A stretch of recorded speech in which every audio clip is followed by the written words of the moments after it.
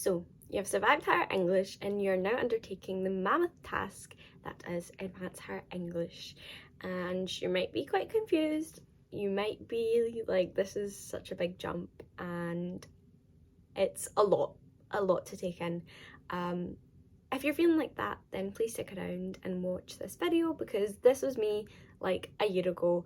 Like this time last year, I was like, oh my god, advanced higher English, like what am I doing here? Oh my god, it's a lot. Basically, there was a lot of oh my gods and quite a few tears as well. So hopefully I'm going to help you out and you're not going to be in that position. But if you're already confident with the advanced higher English, then still watch. Before you begin, I'm going to do a lovely course breakdown for everyone. If you've started the course, you should probably know the course breakdown, but if you don't worry, I got you, because we're going to go through it right now. First thing that I read here was, to support you and your candidates, the modification to assessments that were in place for session 2021 to 2022, my session, which we reiterate below, remain in place for session 2022 to 2023. Basically, that means that whoever's sitting advanced higher English this year will be having the same course breakdown as us, as the people who did advanced higher last year. The components of the course up on the screen. Advanced higher English is, I would say, coursework heavy and relies less on exams than higher English. Basically 30% of your grade is relying on your dissertation, so your dissertation's marked to 30. Then 30% is your folio, and your folio is kind of up to you. It's up to you to be creative. You could write a piece of reflective, creative writing, a discursive like essay. I'm pretty sure you can also write poetry and things like that. There's lots of different options out there. So your folio is marked out to 15, but it's scaled up to 30% because you used to have to do 2 folio pieces, blah blah blah. It does 30%. So 30 plus 30 gives you 60. So 60% of the advanced higher English course is based on coursework, and then the rest of the 40% is based on your exam. So on exam day, you will have 2 exam papers to write.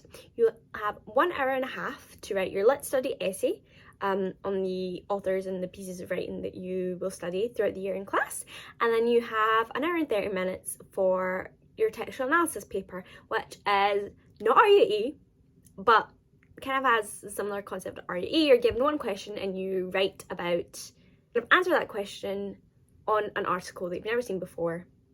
That's really it. Hopefully that makes sense. So that's 100% of your course breakdown. 10% of your grade relies on your coursework, which is your folio and your dissertation, and 40% relies on your exam. I really was relieved by this because in previous years, you know, a lot of your grade is relying on a single exam day where something could go wrong, or you could not perform as well as you would have liked to, and the factors are more outside your control. Coursework, you can control those factors, you know, you can put lots of time and lots of effort, and it seems like a lot because it's a lot. I'm not gonna lie to you about that. It is advanced higher English. It's equivalent to first year of university, so it will just have that workload. First tip I would say is start dissertation prep early. Your dissertation is going to be like a lot of work. I don't really remember how many words, but it's like the longest you've ever written. It is kind of a new form of writing that you're not really familiar with, because you need to kind of reference in it. You need to quote people's arguments about that text and then put in your own analysis to that. So it's a little bit different, and you need to kind of start your dissertation prep early, whether it is like the summer before, you know, you're going to advance higher English, the summer before, like read some new texts that you find interesting, or think about the themes you'd like to cover. You know, I think there's 2 ways of going about your dissertation. You could have some texts that you're really passionate about and you really want to do your dissertation on, and then you could find a theme, or you could find a question that kind of fits around that kind of comes later. Or you could think about themes that you'd really like to discuss, or you could think about a genre that you really want to discuss, so like if it's fiction, if it's non-fiction, if it's poetry, things like that. If you think about that first, and then that can help you kind of plan a bit more for your dissertation. But I would try and start the prep early, and that could just be reading. And if you're doing advanced higher English, I assume you're an avid reader, so reading more classics, looking at reading lists of recommended texts for dissertations. There's one on the SQA, I'll link that down below. can help you, you know, like even reading, the SQA has a page on their website for advanced higher English dissertations. Even reading that before you kind of think about dissertations in class, before your teacher brings it up, would give you a forward start. And referencing that throughout your time and doing your dissertation is always really, really helpful. Final thoughts on the dissertation thing, even though I could make a whole video on dissertation, breaking down a dissertation, how many words it is, what you need to do, referencing footnotes, all that. But my like tip that I would give for it is definitely choose something that you enjoy reading, or you find really interesting. Because if you enjoy reading something, you know, you have to be with these texts for a long time, and you don't want to end up feeling like, I hate this, or you need to read a lot surrounding your author, surrounding your text. So if you don't like it, then it's going to be really hard. Similarly, like, you don't have to like enjoy it. It doesn't have to be your, I think, favorite piece of writing, but if you find it really interesting and find it something that you can really dissect and think about, and you like thinking about it, and you like talking about it, and you like writing about it, then that's also a great match. My second tip is read around your lit study authors. So what does that mean? That basically means that we did Adichie and we did Hine. So we did Adichie's short stories and we did Hine's poems. That's what we did. I don't know, every school, every place probably has a different system of what authors they do, whatever they do. But for both of these authors, I kind of, in my mind, and I did write it down like on a wee mind map, I created a mind map about the authors, you know, what was their upbringing, what got them into writing, like listening to their interviews and listening to their stories. And our teacher even showed us like a TED talk of Adichie. She talked about the danger of a single story and how that informs her narratives in her short stories, and you need that for your introduction in your lit study. I think everyone has a different way of like structuring their essays. It's way more free and way more up to you to do that in advanced higher English, but you've got to do introduction. You've got to probably write one to two sentences on the kind of author and how their upbringing and stuff informs the text that you're studying. With like Hine, he grew up during the Troubles in Ireland, and that how that informed his poetry, and how he grew up in a rural setting, and how he witnessed his brother like die, like, and stuff like that. Like that really informed his poetry and the themes that he writes about. So I would strongly encourage that, to do that in your own time. Also kind of allows you to get in their head. Does that sound weird? I think people say that. And to kind of think like the author and be able to critically analyze their work more, if you can make connections to different parts of their life and to different pieces of their work. So I think it's quite helpful, and it's quite interesting. The third tip that I have is group work, collaboration, things like that. I also talked about this in my tips for surviving advanced hires in sixth year. I will link that. I'm doing that like classic YouTuber thing of not knowing where the card section is. I think it's here because it's flipped, you know, the video gets flipped. Anyway, no one cares about that. For me, the biggest contrast and difference between higher English and advanced higher English, or one of the biggest differences, was the amount of group work and talking you do. In higher English, it just felt like you're on this like straight line path of getting through all your authors, getting through all your poetry, nailing down how to do your 10-mark questions and how to structure a critical essay to get like the most marks and things like that. And you were just like given analysis, and you were like, yep, write this down, okay, this is the analysis, this is the analysis, and this is the analysis. And I think there wasn't too much kind of original thought. And I think I don't blame all my teachers. It's just kind of the way the exam is set up. I think you don't have too much time to have original thought and original kind of analysis on your authors, because there's such a limited amount of time. And maybe you're not at that stage yet because you're just doing a higher English, but at advanced higher, there's so much time for group work. There's so much time to really analyze a piece of writing, especially in textual analysis. Like, we would spend whole class time, like all of our like class time, just reading through it and highlighting and annotating and talking to each other and learning from each other.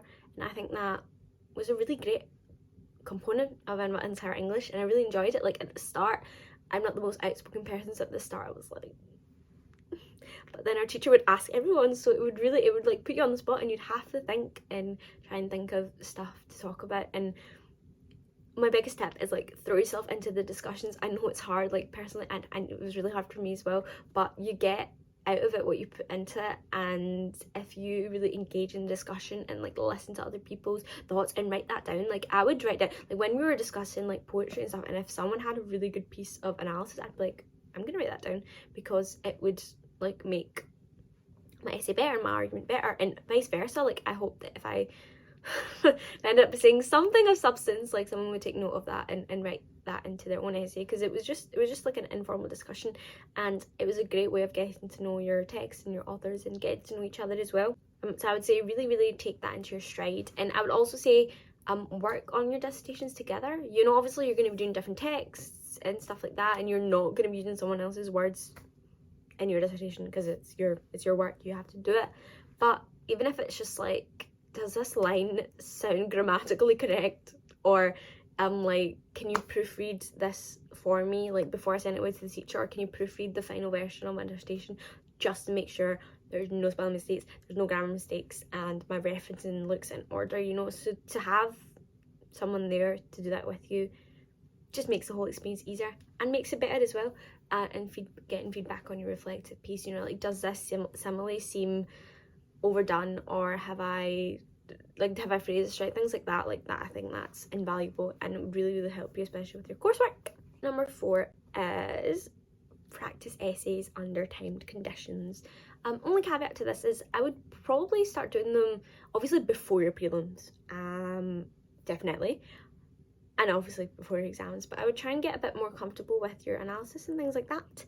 And if it's same as what was last year, then you guys should also be able to take in a sheet of like A4 one single side page of notes for your Lit Study essay. So if that's still the case, and it should be the case, I'll double check, then I would make that and practice with that as well, because that is invaluable. Like, that could have your quotes on it so you don't have to memorize.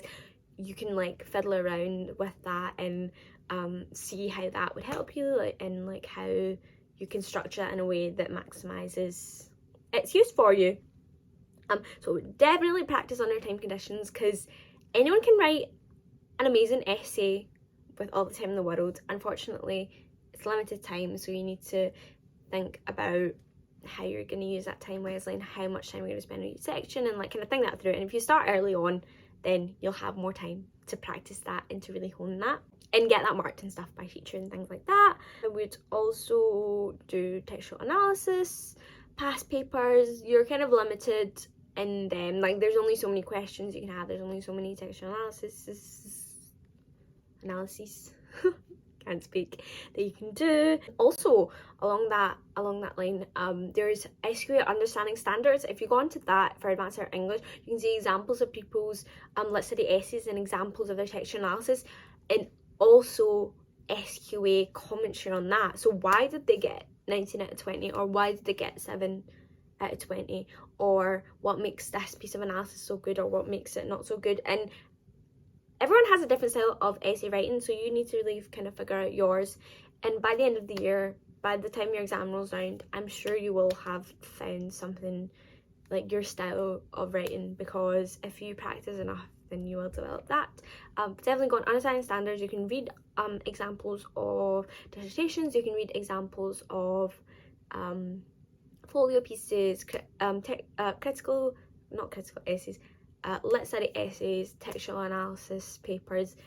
Don't copy that, don't plagiarize that. You shouldn't plagiarize anything, but don't copy that. It's the most stupid thing to do, because it's literally an SK website. Yeah, so don't do that. Tip number 5 kind of blends into tip number 4, is make your own textual analysis. It kind of sounds weird, but what I would do is I would take extracts from kind of fiction books behind me that are kind of similar to the way, like the text that SQA picks, or even non-fiction text. Like I would take a passage of Becoming and kind of make up my own textual analysis question and then try and answer that. So you're kind of working backwards, but I think it's a good way of developing your skill in that, especially when you're kind of running out of textual analysis text to do. And I'm sure if you ask your teacher, like sometimes teachers have access to like banks of textual analysis like additional analysis text and stuff, and essay questions, and you could even make up your own essay question for lit study as well, or you could like make one up for your friend and you could swap over and then kind of mark each other, not really mark but like give feedback or like discuss it and things like that. So I think that would be helpful. But yeah, those are my 5 tips. This is getting very long, but yeah, I also want to reiterate that I am not an expert by any means. I am just a gal who did Advanced Higher English last year and did pretty well. I got an A, and I'm not saying that to brag, I'm just saying that to hopefully show you that what I did is somewhat useful and applicable and helpful, because it did end up getting me the A. I am really curious, I haven't seen it, like the breakdown of my marks. I really want to see actually, to see like what my dissertation was marked out of in my folio and stuff, because I put a lot of hard work and effort into that. I also could do a video on dissertation stuff or on folio stuff. This is just an overview of everything. There's like so much you could go into and loads of details. But yeah, I'm going to talk a little bit about my experience now. It's going to be more rambly, less structured than the previous part. How did I find Advanced Higher English? So, I applied for medicine, and for that you have to do like at least 2 advanced hires. So I was like, advanced higher biology, gonna make sense. And then I didn't really have, I had like the choice of like advanced higher physics, advanced higher maths, and I was like, or advanced higher history, but I was like, I kind of really want to do English, because I really enjoyed higher English, and I think that was due to the amazing teacher that I had, and the kind of like the text that we studied was Yellow Wallpaper in higher English, and I loved that short story. And I loved writing essays on that, so I was like, that's English, sounds good, you know, like writing a dissertation, doing a folio and stuff. It sounds good and it sounds fun. My initial kind of thoughts in advanced higher English was, oh my god, everyone is so smart, because I didn't do my advanced hires in my school. I had to go to like a local university to do them, so there was people from different schools, and I was like, oh my god, these people are such talented writers and things like that, and I was quite intimidated, but it was really enjoyable, and it made me anxious quite a lot, because we would have to share our own creative writing a lot, we would have to share our analysis a lot. But I think overall it really helped me build my confidence and help me think way more critically about the stuff that I read, the stuff that I write. Like some of the writing that I did, creative writing, I still have, and I actually really enjoy it and really like, and there were so many pieces of writing that I listened to and that I read that made me think so deeply about like the world and about what people were writing about. So overall it was just a lot of fun, but a lot of stress as well, and I would do it again. I would definitely do Advanced Higher English again, because writing the dissertation was also quite tough, but something that I'm so proud of now. I really wrote like, was it 3,000 words? But yeah, good luck to everybody doing Advanced Higher English this year. If you have any comments or questions, leave them down below, and good luck to you all, and I hope you find it as fun as I did, and I hope you find this video somewhat useful, and yeah, just wishing you all the best for the academic year ahead. It's a lot, but it's a lot of fun. Goodbye from me and my Aakansha Dynamite cup, and wishing you a great day.